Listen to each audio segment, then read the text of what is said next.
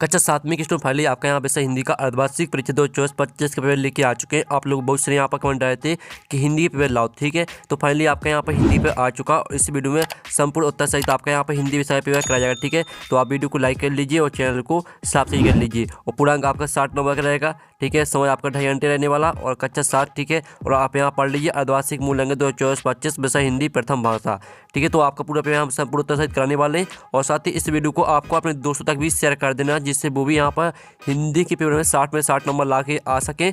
तो आप इस वीडियो को अपने दोस्तों तक भी शेयर कर दीजिएगा। तो चलिए स्टूडेंट, जो आपका विषय हिंदी का पेपर वो देख लेते हैं। तो आपका निर्देश आते हैं सही प्रश्न हल करना अनिवार्य है। फिर आपका दूसरा आता है सही प्रश्न का उत्तर निर्देश अनुसार अपनी उत्तर पुस्तिका में लिखिए, ठीक है। तो इस तरह से आपके यहाँ पर दिए गए हैं निर्देश, तो आप निर्देश पढ़ लीजिएगा। अब चलिए आपको यहाँ पर थोड़ा जूम करके दिखाते हैं जिससे आप यहाँ पर अच्छी तरह देख पाएंगे, ठीक है। और वीडियो को लाइक जरूर कर लीजिएगा। तो आप यहाँ पर देख लीजिए, आपके आते हैं बहुविकल्पी प्रश्न आते हैं, प्रश्न 1 से 5 तक। तो आपका निर्देश आता है प्रश्न को पढ़कर, ठीक है। नीचे दिए विकल्पों में से सही विकल्प चुनकर उत्तर लिखिए। तो आपका पहला आता है रहे भावना ऐसी में मेरी सत्य ढूंढ व्यवहार करूँ। तो आपका आता है ए आता सरल और बी आता आपका यहाँ पर गरल और सी आता आपका सघन और डी आता मगन, ठीक है। तो जो आपके यहाँ पर दिया है, ठीक है, रहे भावना ऐसी मेरी सत्य ... व्यवहार करूँ। तो यहाँ पर रहे भावना ऐसी मेरी सत्य सरल व्यवहार करूँ, ठीक है। आपका सरल इसका राइट आंसर हो जाएगा। तो आपको यहाँ पर अच्छे से याद कर लीजिएगा, ठीक है। सरल आपका राइट आंसर रहेगा। फिर आपका यहाँ पर दूसरा आता आवारा, ठीक है। आवारा मसीहा कहानी के लेखक का नाम है। तो जो आपको बताना है, ठीक है, जो आपको यहाँ पर दिया गया, ठीक है, आवारा मसीहा, तो इस कहानी के लेखक कौन है, ठीक है। तो इसका आपका ए आता विष्णु प्रभाकर और बी आता आपका नागार्जुन और सी आता हरिकृष्ण प्रेम और डी आता श्री कृष्ण सरल, ठीक है। तो जो आपके यहाँ पर दिया गया, ठीक है, आवारा मसीहा कहानी के लेखक का नाम है। तो इसका राइट आंसर आपका ए हो जाएगा विष्णु प्रभाकर, ठीक है। विष्णु प्रभाकर आपका यहाँ पर राइट आंसर रहेगा दूसरे का। फिर आपका तीसरा देख लीजिए, तीसरा आता, ठीक है, नीली आँख में आँख शब्द है, विशेषण है, बी आता संज्ञा है या क्रिया है या सर्वनाम। तो यहाँ पर नीली आँख में आँख शब्द है, तो इसका राइट आंसर आपका संज्ञा हो जाएगा, क्योंकि जो आपका आँख शब्द है वो संज्ञा है। फिर आपका यहाँ पर चौथा आता माता पिता शब्द में कौन सा समास है। तो आपका आता तत्पुरुष समास और बी आता आपका यहाँ पर कर्मधारय समास और सी आता आपका द्वंद्व समास और डी आता इनमें से कोई नहीं। तो जो आपके दिया माता पिता शब्द में कौन सा समास है, तो माता पिता शब्द में आपका द्वंद्व समास है, ठीक है। द्वंद्व समास आपका राइट आंसर रहेगा। तो आपको यहाँ पर अच्छे से याद कर लेना है। फिर आपका पाँचवा देख लेते हैं। तो पाँचवा आता दीपू से सभी क्या करते थे। तो आपका ए आता ईर्ष्या और बी आता आपका घृणा और सी आता आपका द्वेष और डी आता लड़ाई। तो यहाँ पर दीपू से सभी क्या करते थे, तो इसका राइट आंसर आपका ईर्ष्या हो जाएगा, ठीक है। इस तरह से जो आपके यहाँ पर बहुविकल्पीय प्रश्न दिए थे, प्रश्न 1 से 5 तक, वो आपके कंप्लीट हो जाते हैं। आपने अच्छे से यहाँ पर याद कर ली होंगे, ठीक है। पहले का आंसर आपका सरल और दूसरे का आंसर आपका विष्णु प्रभाकर, तीसरे का आंसर आपका संज्ञा और चौथे का आंसर आपका द्वंद्व समास, ठीक है। और पाँचवें का आंसर आपका ईर्ष्या। अब चलिए आपके यहाँ पर जो बहुविकल्पीय प्रश्न है वो तो आपके कंप्लीट करा ही दिए। अब आते हैं आपके रिक्त स्थानों की पूर्ति कीजिए। प्रश्न क्रमांक 6 से 10 तक आपके दिए रिक्त स्थान। तो निर्देश आता रिक्त स्थान की पूर्ति कीजिए। प्रत्येक प्रश्न के लिए 1 अंक निर्धारित है। तो आपके यहाँ पर ऑप्शन दिए गए, ठीक है, प्राणायाम, व्यायाम, वात्सल, निंदक, खुशी, खुशी, नृत्य। इन्हीं में से आपको रिक्त स्थान में, ठीक है, आंसर भरना है, यानी आपको इन्हीं में से आंसर लिखना है। तो आप यहाँ पर देख लीजिए, जो आपके यहाँ पर दिया है मोसो कहत मोल को लीना पंक्ति में डोडो रस है।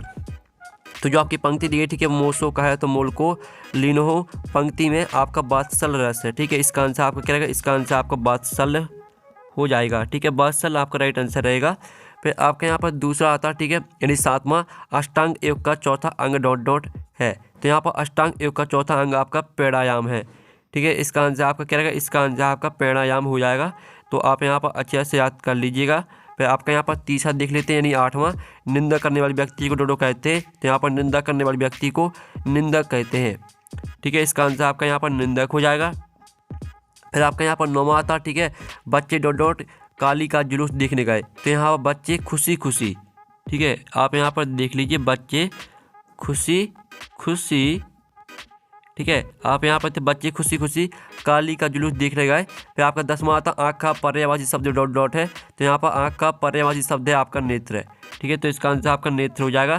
तो इस तरह से जो आपके रिक्त स्थान वो कंप्लीट हो जाते हैं। पहले का आंसर आपका वात्सल और दूसरे का आंसर आपका प्राणायाम और तीसरे का आंसर यानी 8वें का आंसर आपका निंदक और 9वें का आंसर आपका खुशी खुशी और 10वें का आंसर आपका नेत्र, ठीक है। तो इस तरह से जो आपके यहाँ पर रिक्त स्थान वो कंप्लीट हो जाते हैं। आपने अच्छे से यहाँ पे याद कर लिए होंगे। अब आते हैं आपके अति लघु उत्तरीय प्रश्न आते हैं प्रश्न क्रमांक 11 से 16 तक। तो निर्देश आता है प्रश्न का उत्तर 1 या 2 वाक्यों में लिखिए। प्रत्येक प्रश्न के लिए 2 अंक निर्धारित है। तो आपका 11वां था, शाम के समय गंगा नदी कैसी दिखाई देती है। तो यहाँ पर शाम के समय गंगा नदी ठीक है शांत और अद्भुत दिखाई देती है। तो इसका आंसर रहेगा आपका यहाँ पर शांत और अद्भुत। ठीक है, तो आप यहाँ पर अच्छे से याद कर लीजिएगा, शाम के समय गंगा नदी शांत और अद्भुत दिखाई देती है। फिर आपका आता 12वां, दीन दुखी जीवों के प्रति हमारा व्यवहार कैसा होना चाहिए। तो यहाँ पर दीन दुखी जीवों के प्रति हमारा व्यवहार ठीक है दयालु और संवेदनशील होना चाहिए। ठीक है, आप यहाँ पर देख लीजिए दयालु और संवेदनशील। ठीक है, आप यहाँ पर अच्छे से याद कर सकते हैं। ठीक है, दयालु और संवेदनशील होना चाहिए। फिर आपके यहाँ पर देख लेते हैं। ठीक है, 13वां, दादी घड़ी कहानी के अनुसार असली अलार्म कहाँ होता है। तो यहाँ पर दादी घड़ी कहानी के अनुसार असली अलार्म हमारे मन में होता है। ठीक है, तो इसका आंसर रहेगा आप यहाँ पर देख लीजिए हमारे मन में होता है। ठीक है, इस तरह से आपको यहाँ पर याद करना है, हमारे मन में होता है। तो ये आपका 13वें क्वेश्चन का आंसर रहेगा। फिर 14वां था, गणगौर मध्य प्रदेश को किस क्षेत्र का लोक नृत्य है। तो यहाँ पर गणगौर आपका निमाड़ अंचल का लोक नृत्य है। ठीक है, तो इसका आंसर आपका रहेगा निमाड़ अंचल। ठीक है, निमाड़ अंचल आपका यहाँ पर राइट आंसर हो जाएगा। और जो आपका यहाँ 15वां आता है, योग को अति सूक्ष्म साधन कौन कौन से। तो यहाँ पर योग के अति सूक्ष्म साधन है आपके व्यायाम।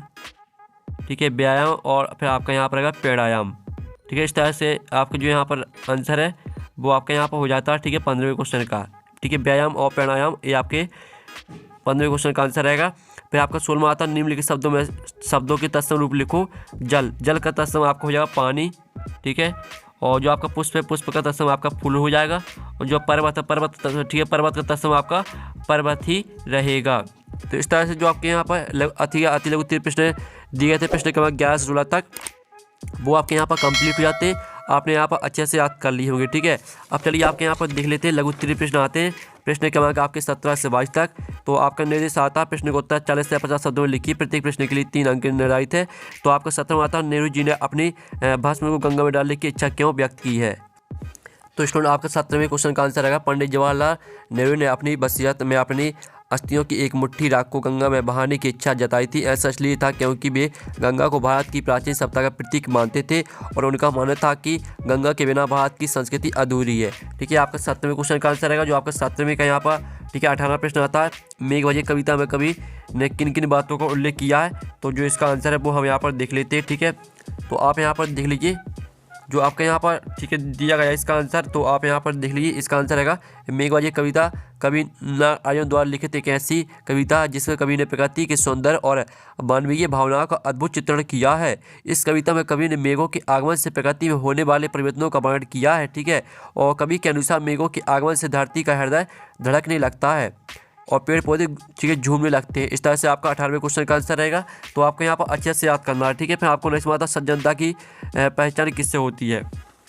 तो इसका आंसर रहेगा, ऐसे लोग प्रत्येक परिस्थिति में धीरज रखने वाले, क्षमाशील और मन से पवित्र, क्रोध न करने वाले, अपनी इंद्रियों को नियंत्रित रखने वाले। ठीक है, इस तरह से पूरा आपका यहाँ पर सिक्के के 2 पहलू हैं, यहाँ तक याद करना है। आपको 19वें क्वेश्चन का यहाँ पर आंसर हो जाता है। फिर आपका यहाँ पर आता है ठीक है 20वां। तो 20वां देख लीजिए, मेती भाव जगत में मेरा सब जीवों से नित्य रहे, इस पंक्ति का भावार्थ लिखिए। ठीक है, तो आपको इस पंक्ति का भावार्थ लिखना है। तो आप यहाँ पर देख लीजिए पंक्ति का आपको भावार्थ, यह पंक्ति कहती है कि मेरा सभी जीवों के साथ हमेशा मेती भाव रहना चाहिए, यानी हमें सभी जीवों के साथ प्रेम और मित्रता का भाव रखना चाहिए। यह सिर्फ इंसानों तक ही सीमित नहीं है बल्कि सभी प्राणियों के लिए यह भावना लागू होती है। इस तरह से पूरा आपको यहाँ पर मदद करती है। ठीक है, मदद करती है तक याद करना है। फिर आपका आता है 21वां। ठीक है, 21वां क्वेश्चन आप यहाँ पर देख लीजिए, डॉक्टर कलाम बच्चों के साथ कैसे व्यवहार करते थे। ठीक है, तो इसका आंसर हम यहाँ पर देख लेते हैं। जो आपके यहाँ पर इसका आंसर है वो आपको खुद कर लेना है। फिर आपका आता 22वां, पढ़ते समय दीपू को कौन कौन परेशान करता था और कैसे। तो इसका आंसर रहेगा, दीपू को दीदी और भैया की अपेक्षा कई प्रकार की सुविधाओं से वंचित रहना पड़ता था। उसके पास पढ़ने के लिए ना तो घड़ी थी ना ही डेस्क है। जब वह सुबह जल्दी उठना चाहता तो उसके पास अलार्म घड़ी भी नहीं होती थी। इस तरह से आपको यहाँ पूरा याद कर लेना। ठीक है, तो आपके जो लघुत्तरीय प्रश्न है वो कंप्लीट हो जाते हैं। अब आते हैं आपके द्विगुत्तरीय प्रश्न, प्रश्न क्रमांक 23 से 26 तक। तो आपका निर्देश आता है प्रश्न को उत्तर 75 या 100 शब्दों में लिखिए। प्रत्येक प्रश्न के लिए 5 अंक निर्धारित है। तो आपका 23वां आता है, किसी एक महापुरुष के 10 वाक्य लिखिए। ठीक है, जवाहरलाल नेहरू, महात्मा गांधी और डॉक्टर अम्बेडकर। तो चलिए जो इसका आंसर है आपको 10 वाक्य लिखने हैं। ठीक है, तो जो आपका दिया है ठीक है जवाहरलाल नेहरू, तो हम जवाहरलाल नेहरू पे 10 वाक्य देख लेते हैं। तो आपका ठीक है, पहला रहेगा आपका पंडित जवाहरलाल नेहरू भारत के प्रथम प्रधानमंत्री थे। दूसरा वाक्य रहेगा वे एक महान स्वतंत्रता सेनानी और नेता थे। और तीसरा रहेगा उन्होंने भारत की आज़ादी के लिए संघर्ष किया। और आपका चौथा रहेगा वे गांधी जी के प्रमुख सहयोगियों में से एक थे। और पाँचवा रहेगा ठीक है, नेहरू जी को बच्चों से बहुत प्यार था। और आपका 6वां हो जाएगा उन्हें चाचा नेहरू के नाम से भी जाना जाता था। और आपका 7वां कर लेना आपको याद, 8वां 9वां 10वां, ठीक है। इस तरह से आपको 10 वाक्य यहाँ पर याद कर लेने हैं। और फिर आपका आता 24वां, ठीक है, मेरी कविता का मुख्य भाव अपने शब्दों में लिखिए।